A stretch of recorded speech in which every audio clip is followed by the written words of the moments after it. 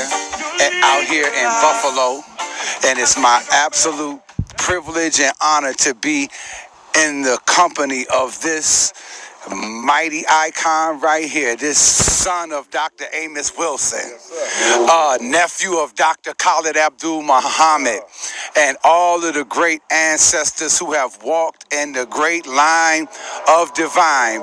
Dr. Umar, I wish I had you around back when I was a young boy coming up in Syracuse. They threw me in special ed. And, they said I was emotionally disturbed. It was a white woman, too, that did that. But the rest is history. I came on through that. It wasn't nothing emotionally disturbed. I just need my dad in my life to whoop my ass a little bit. And it ended up happening, and it straightened me right on out. Him together with my grandmother, the black one, straightened me right the hell on out. That's all I needed. Dr. Umar, I heard you talk before about the religion not necessarily being the problem or an impediment for getting us to work together, or us inhibiting us from being able to practice Pan-Africanism. You said that the Honorable Malcolm X, he was a Muslim, but yet and still he was a Pan-Africanist to the core. He had two organizations, one who for the people that wanted to follow him spiritually, and another one for the OAAU. Can you elaborate a little bit further and to help clear that up for our people, please? Yes, indeed.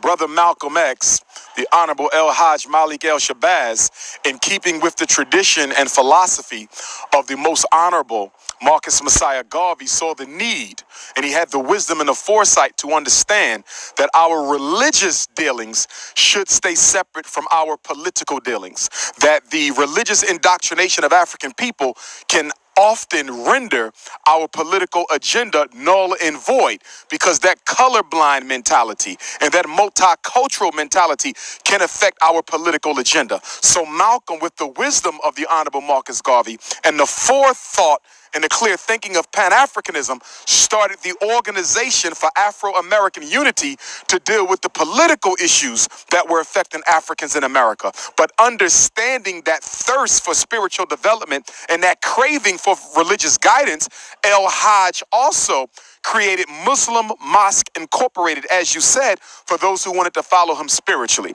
And what I loved about Brother Malcolm's approach, following up on the approach of the Honorable Marcus Messiah Garvey, was that he kept the political and religious separate, but still provided both opportunities for the people. When we talk about being holy means keeping the political and the spiritual together. So although institutionally the religion may be separate from the politics, in the real world nothing is separate, because the entire universe operates on oneness. But the need to keep them separate is essential, because black people have been indoctrinated to believe that their religion is the only way, that their religious creed is the absolute only way to go, and that everyone else has basically been determined to go to hell.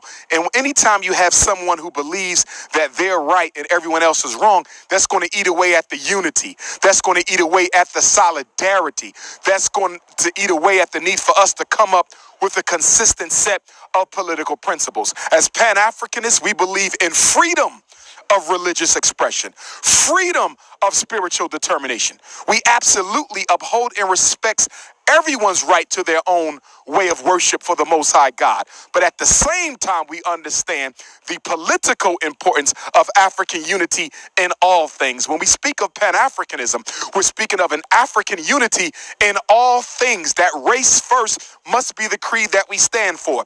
Being African is more important than being Muslim. Being African is more important than being Christian or Hebrew. It's more important than being a psychologist or an educator. It's more important than being a Ghanaian or a Nigerian or a South African or a New Yorkian or a Philadelphian or a South Floridian. Being African race first is the only way we're going to come out of this situation, because unity demands that we consider what is in our own best interest before we consider anything else. Doctor, I heard you, it was, I think, about a year ago, purely from a psychological standpoint, and you were going in saying, I'm paraphrasing now, about the YouTube and the addiction that it causes. You know, sometimes some of us, I really think, because we may have been improperly nurtured by our parents, and the accolades and from YouTube, the addiction that causes. Can you elaborate a little bit on that? The human brain is a very complex organism, and there are certain areas within the brain where we experience most of our pleasures, our joys, and our stimulations. And there's research that has been done, conclusive research, that proves the same areas of the brain that are stimulated during crack cocaine usage are stimulated during video game play. And according to the researchers, the stimulation cannot be distinguished one from the other. In other words, if you're looking at a human brain stimulated and addicted to video game play, it looks identical to a human brain that is stimulated during addiction to crack cocaine. And when we look at YouTube, the same centers of the brain that are stimulated during crack cocaine use and the same centers of the brain that are stimulated during extreme video game use are the same centers of the brain that are stimulated during social network enjoyment. So to make a long story short, you can be addicted to social network. You can be addicted to video gaming in the same exact way that you can be addicted to crack cocaine. Now, some people may hear that and say that's absolutely impossible, but absolutely it's not impossible. I mean, think about it. A child addicted to a video game will play that video game for 24 hours straight. I've seen children go an entire weekend, almost 48 hours on video games. No food, almost urinating on themselves because they don't even want to push pause long enough to go and relieve the call of nature. They don't want to do anything else. They don't want to listen to their parents. They don't want to play. They don't want to sleep. They don't want to eat. They are on a high. They are on a video game high. The same thing you find with crack addicts. And they can become just as violent if you interrupt their addiction. It's the same thing with YouTube. It's the same thing with Facebook and Instagram. We are witnessing the birth of electronic psychological addictions in the form of social network and video games. And as a community, we must oppose that. Which takes me to another addiction, marijuana. Now, I'm a big supporter of the Rastafari movement. My Bobo Shanti brothers are my fellow Garveyites and allies in this Pan-African struggle. And I have no issues with the spiritual uses of marijuana. I have no issues with the spiritual uses of marijuana. I have no issues with the medical uses of marijuana. But I take extreme issue with recreational uses of marijuana. Why do I do that? For the same aforementioned reasons. No addiction is a good addiction. Let me say it again. No addiction is a good addiction. Not crack, not video games, not YouTube, and not marijuana. We know that cigarettes and alcohol kill more people, okay? Cigarettes and alcohol kill more people than cocaine and marijuana. And marijuana is almost totally non-fatal in terms of an addictive substance. However, an addiction is never a good thing. So what do we find in marijuana addicts? They can also lose motivation to work, lose motivation to organize, lose motivation to do the things that are necessary to sustain family and to live a good life. No matter what you are addicted to, it will disrupt your lifestyle and your life pattern. If you're addicted to marijuana, you're not going to work.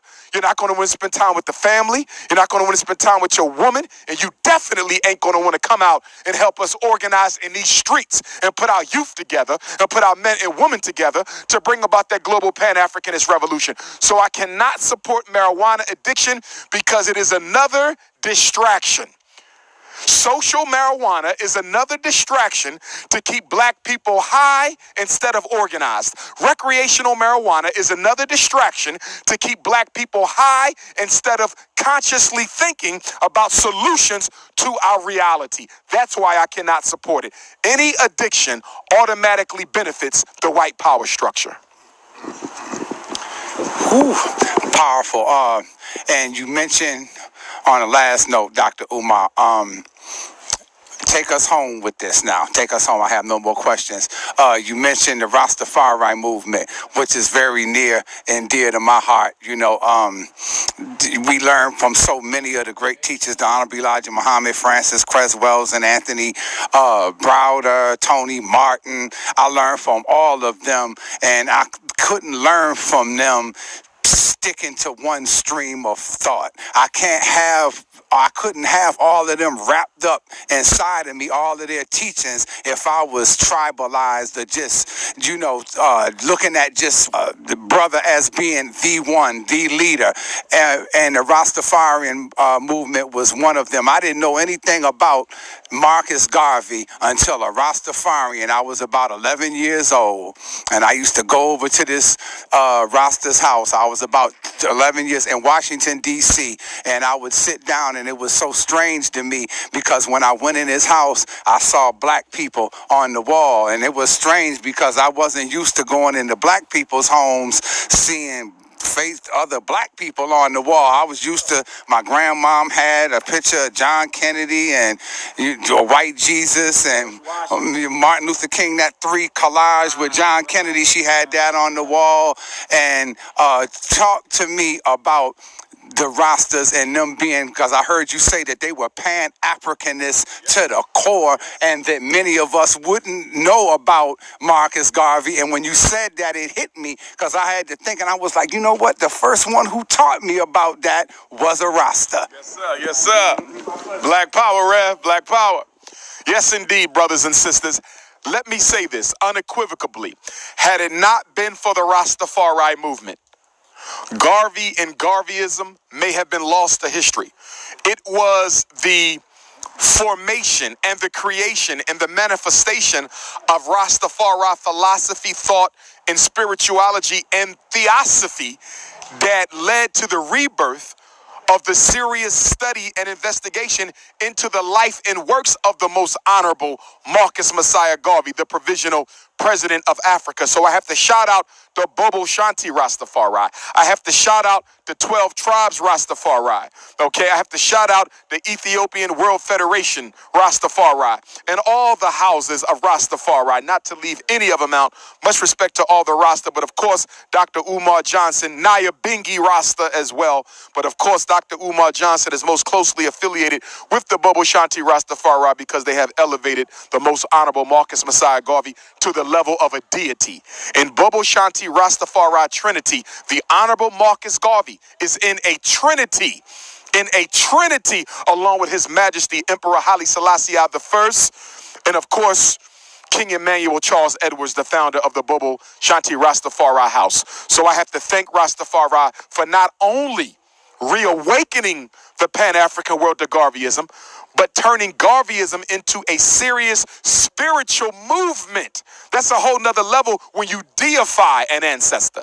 And the Bobo Shanti have deified an ancestor. So when we talk about God being black and the Trinity being black, there is no blacker spiritual movement than what you find with King Emmanuel Charles Edwards, His Majesty Emperor Haile Selassie I, and of course the Honorable Marcus Messiah Garvey. So shout out to the Rasta. And I just want to say to the whole Pan-African world, brothers and sisters, I'm happy today as I stand here in Buffalo, New York, and I want to thank all the brothers and sisters who came out today. And of course tomorrow, Syracuse, New York. First visit in 4 years. My last visit to Syracuse was Black History Month 2015, where I keynoted the program at Syracuse University. So tomorrow is going to be special.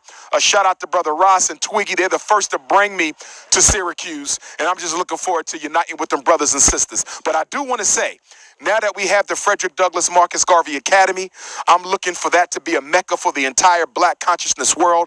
The Frederick Douglass and Marcus Garvey Academy will be the Timbuktu of nation building. The Frederick Douglass and Marcus Garvey Academy will be the Taj Mahal of Pan-African intellectualism.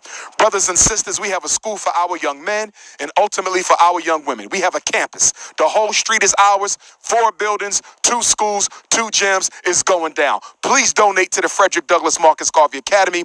Make your checks and money orders payable to the FDMG Academy, P.O. Box 9634, Wilmington, Delaware 19809. In addition to the school, we will have the Black Women's Conference, the Black Man's Conference, the Black Journalism FHPWTLS conference, Black Economics conference, the Midwifery conference. We're going to put a community gym on the campus. We're going to have a state-of-the-art recording studio. We're going to have a state-of-the-art performing arts studio. It's going to be powerful. Meditation, Lamaze, how to eat to live classes is going to be powerful, brothers and sisters. I can't even describe it. If anybody's interested in getting down, send your resume to the fdmgresumes@gmail.com.